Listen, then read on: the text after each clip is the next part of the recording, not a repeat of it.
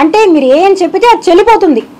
మీరు ఏం చెప్పినా ఒక మహిళ నోరెత్తిందంటే మీరు అంచేదానికి ఎన్నెన్నా చేస్తారు. మీరు ఎంతకన్నా నీచానికి దిగజారిపోతారా మీరు? అసలు ఏం మనుషులయ్యా మీరంతా? అసలు ఎవరిని చూసుకొని మీకు ఇవంతా? ఇదే క్వశ్చన్ నేను అడిగా, ఎవరిని చూసుకొని అంటే అతను నాకు చాలాసార్లు చెప్పిన విషయం.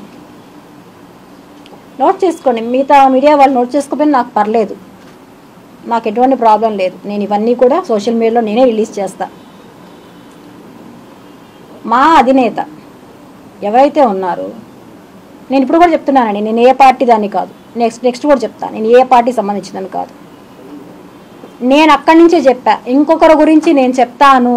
ఎక్కడి నుంచి చెప్పాను? జైపూర్లో మీకు నేను బయట నుంచి వస్తానే ఒక వీడియో రిలీజ్ చేశా, ఎవరి గురించి చెప్తాను అనేసి.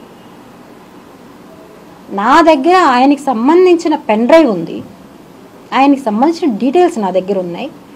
నేను ఏం చేసినా, నేను చంద్రబాబు నాయుడిని తిట్టచ్చు, జగన్మోహన్ రెడ్డిని తిట్టచ్చు, ఇంకొకరిని తిట్టచ్చు, నన్ను ఏమీ అన్నాడు అనే ధీమా అతను నాతో ఎన్నోసార్లు చెప్పాడు. నా వెనకాల ఆయన ఉన్నాడు. నిజంగా ఉన్నారా పవన్ కళ్యాణ్ గారు? నేను అడుగుతున్నాను. నేను మిమ్మల్ని అడిగాను, దండం పెట్టి అడిగాను, అన్నా నేను ఒక ఆడపడుచు బాధపడుతుంది, బయట వచ్చాను, దండం పెట్టి అడిగాను, నాకు న్యాయం చెయ్యండి అంటే మీరు సపోర్ట్ చేశారో లేదో నాకు తెలీదు.